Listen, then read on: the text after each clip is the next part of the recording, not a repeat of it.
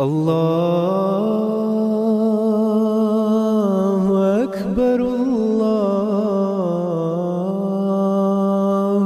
Akbar, La ilaha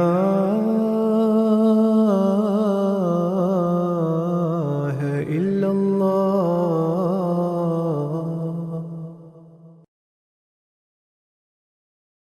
Assalamu alaikum wa rahmatullahi wa barakatuh.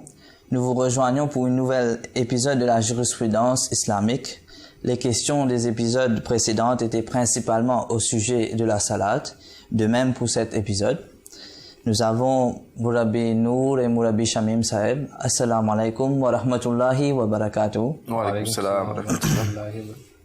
Cher Mourabian, une question qui va nous mettre dans le vif du sujet. C'est que certaines personnes prient assises sur des chaises pour des raisons de santé.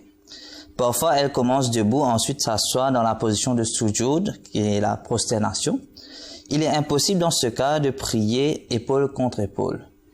Est-ce convenable cette pratique? Bismillahirrahmanirrahim. En effet, le saint prophète sallallahu alayhi wa sallam, comme vous avez mentionné dans la question, a mis beaucoup d'accent sur le fait de prier épaule contre épaule et de garder les safs correctement alignés pendant la salat. Il y a un hadith de Bukhari où le prophète sallallahu alayhi wa sallam a déclaré qu'il faut garder vos safs, vos lignes droites, sinon Allah va créer le désaccord parmi vous, les croyants. Et aussi dans Sahih Muslim, le saint prophète sallallahu alayhi wa sallam a déclaré qu'il faut garder vos lignes et vos safs droites pendant la salat, car c'est un élément nécessaire afin de parfaire l'observance de la salat. Et il est aussi rapporté qu'un compagnon, notamment Norman bin Bashir, radiyallahu ta'ala anhu, il rapporte que le prophète sallallahu alayhi wa sallam, au début, il avait l'habitude de superviser personnellement l'alignement des safs avant le takbir et tahrima, c'est-à-dire le premier takbir qui marque le début de la salat. Et il est rapporté qu'une fois que le prophète sallallahu alayhi wa sallam a vu quelqu'un qui était en avant par rapport aux autres, qui avait la poitrine qui était en avant par rapport aux autres, qui était dans le même rangée. Et le prophète sallallahu alayhi wa sallam, avant de débuter la salat, il a déclaré qu'il faut aligner vos safs. Donc, il a corrigé cela. Donc, de ce fait, on comprend l'importance d'avoir les rangées qui sont parfaitement alignées pour l'observance de la salat. Maintenant, pour revenir vers la question en ce qui concerne les personnes qui sont souffrants, s'ils doivent s'asseoir pour offrir la salat, si ces personnes vont aligner leurs chaises par rapport à la ligne, dès qu'ils vont se mettre debout pendant la salat, automatiquement, ils vont être en avant. Donc, l'alignement avec la ligne, c'est les deux pattes. Les deux pattes à l'arrière du chaise, qui est en alignement avec les personnes qui sont dans la ligne, dans le saf. Dès que les personnes qui sont assises, ils vont se mettre debout pendant la salat, automatiquement, ils vont être en avant par rapport à ceux qui sont debout dans le saf. Maintenant, si ces gens vont placer leur chaise à l'arrière des safs, afin que quand ils vont se mettre debout pendant la salat, ils vont être au même alignement que des personnes qui sont déjà debout. Certainement, leurs chaises maintenant vont incommoder ceux qui sont à l'arrière, ceux qui sont dans les safs qui se trouvent à l'arrière. Donc, ces gens, pendant leur prosternation, leur sujoud, ils vont avoir des problèmes. Donc, quelle est la solution maintenant pour ces gens? Donc, de ce fait, c'est mieux d'attendre que les fidèles, les gens qui sont souffrants et qui doivent prier assis, ils doivent attendre que les fidèles remplissent les premiers safs, les premières lignes de la mosquée, et ensuite, ils n'ont qu'à placer leurs chaises dans les extrémités des dernières lignes. Donc, de ce fait, ils ne vont pas incommoder ceux qui sont à l'arrière, et aussi ils seront en ligne avec ceux qui prient déjà debout. Et c'est mieux pour ces personnes qu'ils restent assis pendant l'observance de la salat en entière. Car si à maintes reprises ils vont se mettre debout et tirer les chaises et ensuite ils vont s'asseoir pendant la salat, cela peut déranger, cela peut incommoder les autres fidèles et cela peut nuire à leur concentration aussi. Donc c'est mieux pour ces personnes de rester assis pendant la salat en entière. Jazakallah Shamim Saeb. Dans la première épisode, nous avons parlé de la Salatul Witr. Et voici une autre question concernant la Salatul Witr. Quelle est la meilleure façon d'observer la Salatul Witr?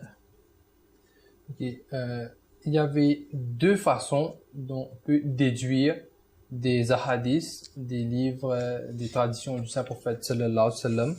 Comment le Saint-Prophète sallallahu alayhi wa sallam avait l'habitude d'offrir la salat de Witr.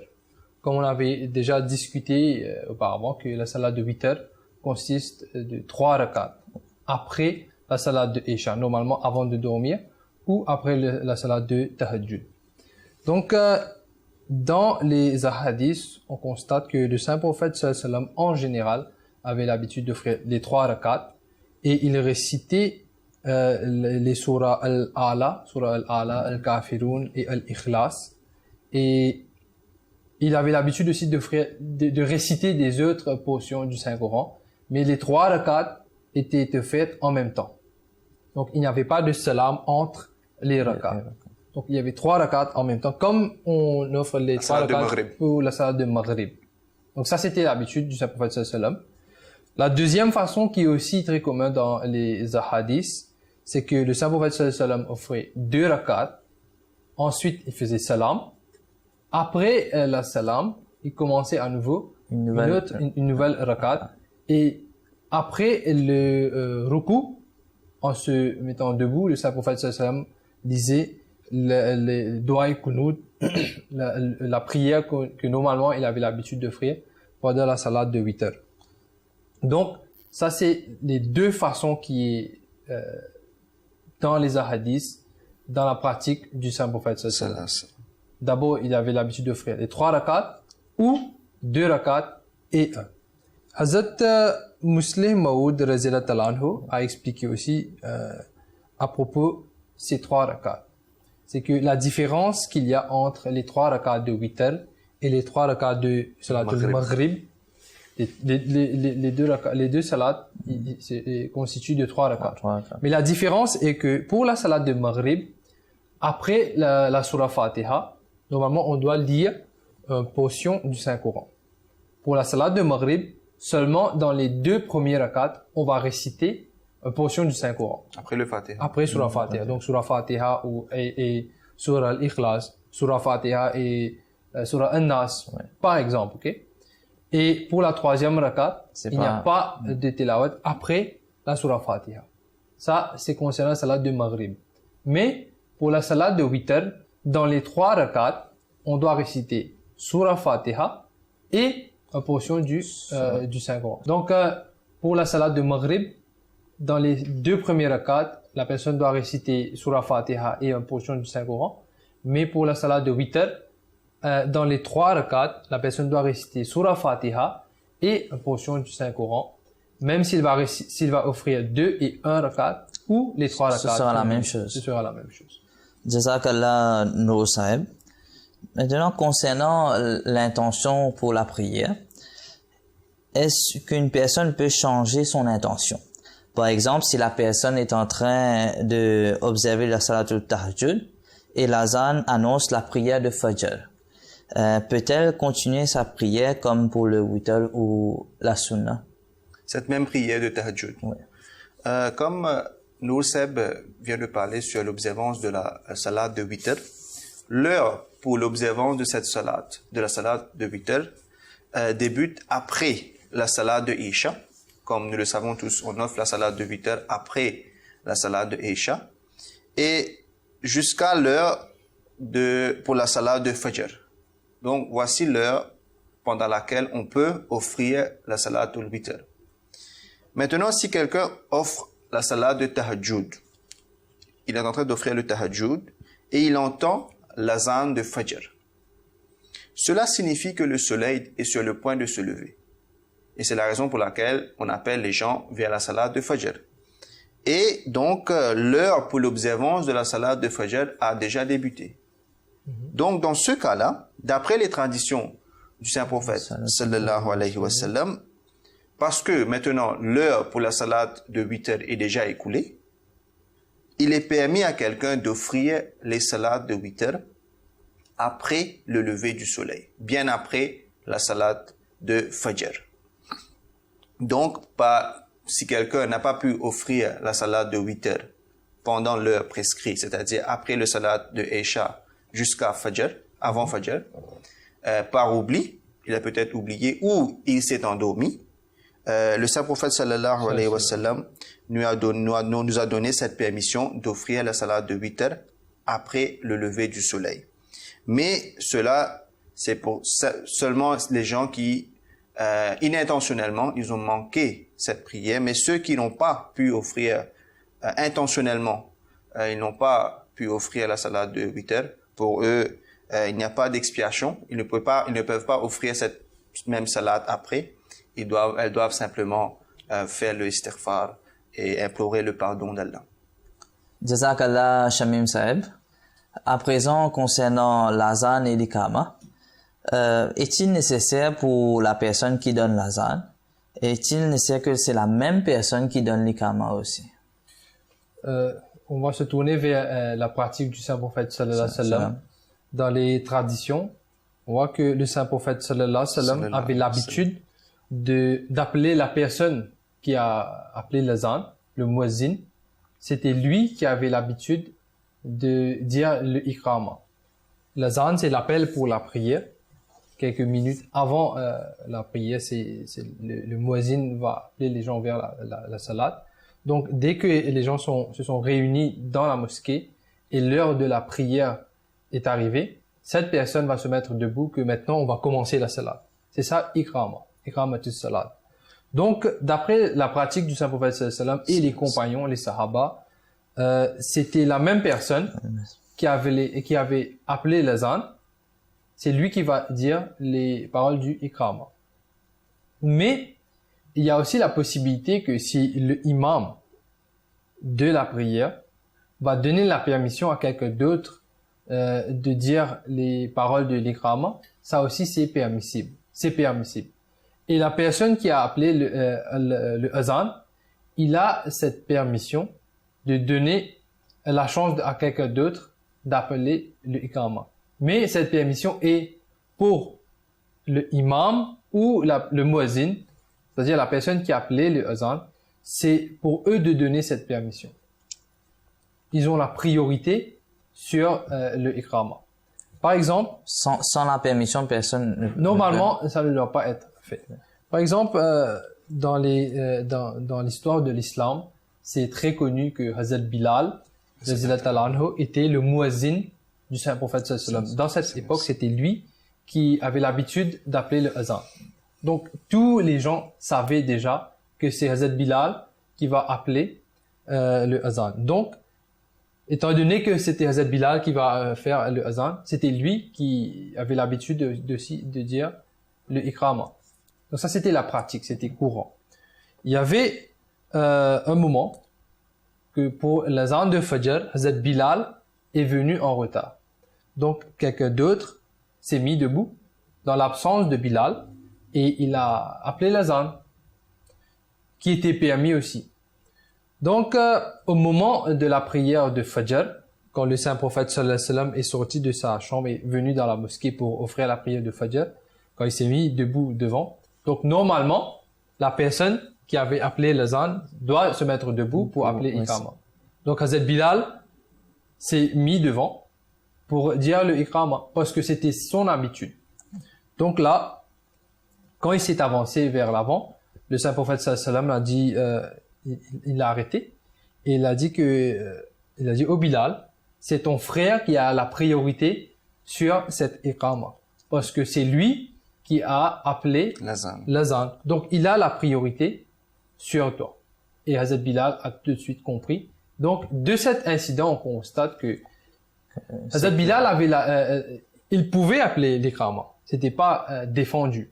Mais cette personne qui a appelé le azan, il a la priorité pour appeler le iqama. Jazakallah Noussaib pour cette réponse. Donc ça élimine beaucoup de confusion. Il y a des fois il y a plein de gens dans le premier sauf. Donc c'est pas qui va donner l'ikama. Donc c'est bien la personne qui a donné l'azan, c'est lui qui donne l'ikama. Et étant donné que cette personne a la priorité aussi, il doit se mettre debout derrière le imam. Normalement, il doit attendre la salat. C'est aussi important qu'il se met en avant. Il doit être présent. Il doit être présent. Maintenant, normalement, il y a des heures à respecter pour observer les prières. Et il y a des heures que c'est pas permissible d'observer la prière. Et est-il possible de lire les prières nawafil juste après la salatul fajr? En effet, Hazrat Omar radhiyallahu ta'ala anhu rapporte que le saint prophète sallallahu alayhi wa sallam a déclaré, il a interdit que après la salat de fajr, à part les 2 sunnahs de fajr que quelqu'un n'a pas pu offrir avant la salat en congrégation, à part ces 2 sunnahs, le saint prophète sallallahu alayhi wa sallam a interdit tout type d'observance de tout type de salat jusqu'au lever du soleil. Donc, c'est clair et net que le prophète sallallahu alayhi wa sallam a interdit l'observance des nawafil après la salatul fajr. Et le plaisir de Dieu, le plaisir d'Allah réside dans l'obéissance du saint prophète sallallahu alayhi wa sallam. Donc, si on veut plaire à Dieu, il ne faut pas offrir des prières optionnelles, des prières surérogatoires après et pendant ce temps. Il y a un hadith, mais selon un hadith de Abu Daoud, comme j'ai déjà mentionné au début, il nous est permis d'offrir seulement les 2 rakats de sunnah qu'on offre d'ordinairement avant la salat de fajr. Il nous est permis de les offrir immédiatement après la salat de fajr. Jazakallah Shamim Saeb, c'est clair que on ne peut pas faire d'autres prières nawafil après la salatul fajr. Nous Saeb, la prochaine question est à propos des sunnahs qu'on lit après la salatul zuhar. Et en règle générale, lorsque les prières de zuhar et asr sont combinées, on ne lit pas les rakats sunnah de la salatul zuhar, mais si on lit la prière du vendredi et qu'on veut combiner la salatul jumma et la salatul asr, doit-on lire les 4 rakats sunnah avant la prière de Jumma? En général, comme vous l'avez dit, que les sunnah, les 4 rakats sunnah et les 2 nawafil après la salat de zuhar ne sont pas offerts si les salats de zuhar et asr sont combinés. Mais le jour de vendredi, il n'y a pas de salat de zuhar. C'est la salat de Jumma. C'est très spécifique. Le jour de vendredi, à ce moment, il y a la salat de Jumma. Donc, on a longuement discuté à propos de l'importance des sunnahs de jour du vendredi. Par exemple, dans les émissions précédentes, on a même mentionné que le saint prophète sallallahu alayhi wa sallam était en train de faire le sermon du vendredi. Et en règle générale, on n'a pas le droit de parler pendant le khutbah Jumma, donc pendant le sermon du vendredi. Tout le monde doit écouter et le imam, normalement, il est en train de parler à propos de son khutbah. Mais lors de cette occasion, comme on avait mentionné, que quelqu'un est rentré, il n'a pas offert les rakats de sunnah le jour du vendredi. Donc le saint prophète sallallahu alayhi wa sallam s'est permis de s'arrêter et il s'est tourné vers cette personne que tu dois offrir ces rakats parce que c'est tellement important. Donc concernant si on est en train de combiner la salat de Jumma et Asr, même à ce moment, on doit offrir les 4 rakats de sunnah avant la salat de Jumma. Parce que ce n'est pas les 4 rakats de Zuhar. Ces rakats sont spécifiques pour le jour de Jumma. Donc, la personne doit offrir, même s'il est en voyage ou s'il est en train de combiner Jumma et Asr, il doit offrir ces 4 rakats qui sont spécifiques pour le jour de Jumma. Hazrat Muslim Maud nous explique que ces sunnahs, ces 4 rakats, ces sunnahs, ont été commandés par Allah en raison de l'importance et du statut du Jumma.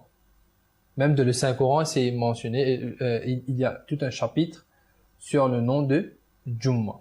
Donc, dans tous les cas, ces rakats doivent être offerts et ne doivent pas être abandonnés. dans le cas où on est en train de combiner, ou même Hazrat Khalifatul Masih Rabi nous explique que ces sunnahs sont si importantes que même pendant un voyage, on ne doit pas les abandonner.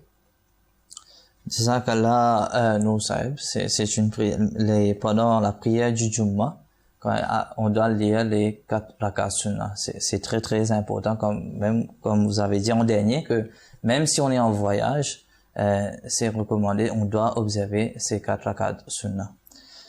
Une autre question, Shamim Sahib, concernant le massa. Quelle est la sagesse et les avantages de faire le massage sur nos chaussettes? En effet, c'était l'enseignement du prophète sallallahu alayhi wa sallam que si quelqu'un porte des chaussettes et avant de porter les chaussettes, il a fait l'ablution, il s'est rincé les pieds, cette personne peut, s'il est chez lui à domicile, donc pendant 24 heures, il peut faire la massa. C'est-à-dire, s'il doit refaire l'ablution pendant ces 24 heures, il n'a qu'à seulement passer ses mains humides sur la partie supérieure de ses pieds et il n'y a pas lieu d'enlever les chaussettes. Et si quelqu'un est en voyage, cette personne peut faire la massa pendant 3 jours et 3 nuits. Donc c'est une permission et c'était la pratique du prophète sallallahu alayhi wa sallam de faire le massa. Et parmi les avantages de faire cela, le Saint-Coran nous dit clairement In kuntum tuhibbuna Allah fattabi'uni yuhibbukum Allah.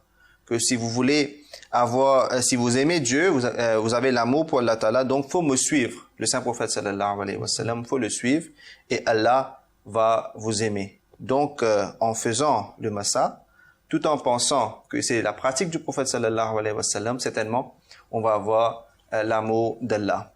Et aussi les enseignements de l'islam n'a pas pour but de créer des difficultés pour les fidèles.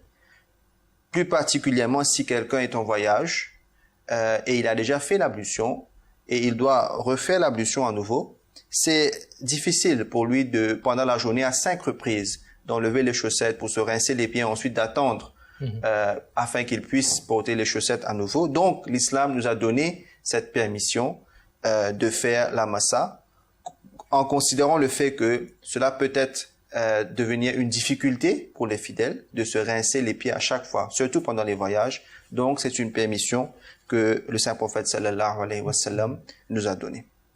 Shamim Sahib, pour conclure cette émission, une dernière question au sujet de la Eid. Si une personne a lu la prière de la Eid dans sa ville et s'en va en voyage dans un autre endroit, où la Eid sera célébrée le jour suivant. Est-ce nécessaire pour lui de lire la prière de la Eid dans cette nouvelle ville qu'il part? Il est écrit dans les hadiths que un compagnon du Saint-Prophète sallallahu alayhi wa sallam avait l'habitude de se joindre à la congrégation du Prophète sallallahu alayhi wa sallam, c'est-à-dire il priait à l'arrière du Prophète et ensuite il partait immédiatement après vers son quartier, là où il dirigeait ses gens dans la prière. Donc, même après avoir offert la salat avec le prophète sallallahu alayhi wa sallam, en compagnie du prophète sallallahu alayhi wa sallam, il n'était pas obligé d'offrir ses salats à nouveau, mais il le faisait quand même. Donc, on peut comparer ce hadith ou cette situation avec celle que vous venez d'expliquer concernant la salat de Eid. Et en ce qui concerne la prière de Eid n'est pas considérée comme une salat farz, obligatoire, bien qu'il est important, que c'est important de l'offrir. Donc, si quelqu'un a offert la salat de Eid dans sa ville et ensuite il voyage et il constate que les gens dans cette nouvelle place, ils sont sur le point d'offrir la salat le lendemain, donc il a le choix. Il a le choix d'offrir la salat à nouveau, la salat de Eid à nouveau, ou s'il veut, il peut s'en abstenir. Jazakallah Shamim Sahib. Donc on voit que il y a les deux possibilités. Il peut l'offrir, il peut ne pas l'offrir aussi. Et c'était comme j'avais mentionné, c'était la dernière question de cet épisode. Jazakallah pour vos réponses très détaillées et précises aussi, Shamim et Nour Sahib.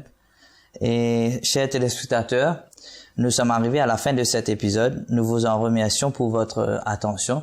Et Inch'Allah, on se donne rendez-vous pour la prochaine épisode. Assalamu alaikum wa rahmatullahi wa barakatuh.